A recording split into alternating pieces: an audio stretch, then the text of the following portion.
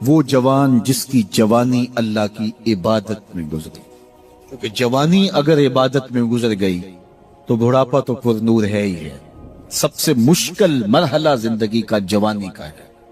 شیطان زیادہ ورغلاتا ہے کسی شخص کو جب وہ جوانی کے مرحلوں سے گزر رہا ہوتا ہے۔ تو جس کی جوانی خیریت کے ساتھ گزر گئی اور اس نے اپنی جوانی کے تقدس کو محفوظ رکھ کے منزل تک پہنچا لیا، اپنی عصمت کے جوہر کی حفاظت کی، اپنی آبرو کو لٹنے نہیں دیا، اپنی آنکھوں کی شرم و حیا پر پہرے بٹھائے اور آنکھ کو برباد نہیں ہونے دیا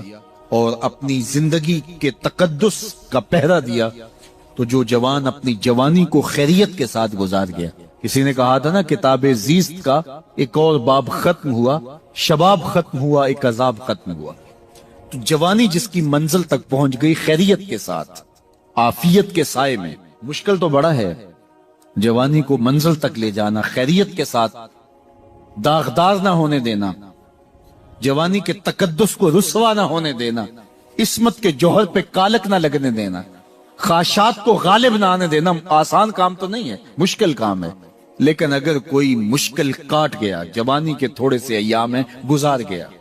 اللہ اکبر۔ حضرت شیخ خطلی کہتے ہیں،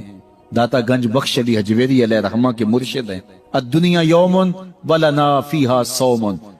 وہ کہتے ہیں دنیا ایک دن ہے، ہم روزہ رکھ کے گزار رہے ہیں۔ تو روزہ رکھ کے سارا دن گزر ہی جاتا ہے، دوپہر بھی آتی ہے گزر جاتی ہے،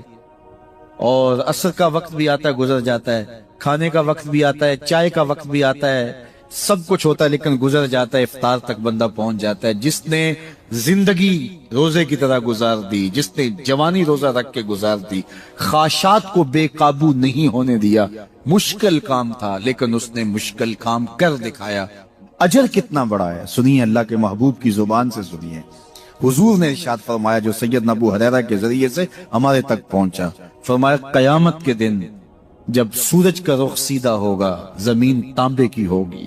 لوگ پسینے میں شرابور ہوں گے، کوئی ٹخنوں تک پسینے میں، کوئی گھٹنوں تک، کوئی کمر تک، کسی کو پسینے کی لگام دی جائے گی، اور وہ پسینہ ایسے نہیں ہوگا جس طرح یہ پسینہ ہے، اتنا گرم ہوگا۔ ابن رجب حنبلی کہتے ہیں اس پسینے کا ایک قطرہ اگر احد پہاڑ پہ ڈال دیا جائے تو وہ پگھل جائے، اتنا گرم ہوگا، بدبودار اتنا ہوگا، ایک قطرہ دنیا پہ ڈال دیا جائے، انسان کیا جانوروں کے دماغ بھی پٹ جائے، اس پسینے میں لوگ شرابور ہوں گے۔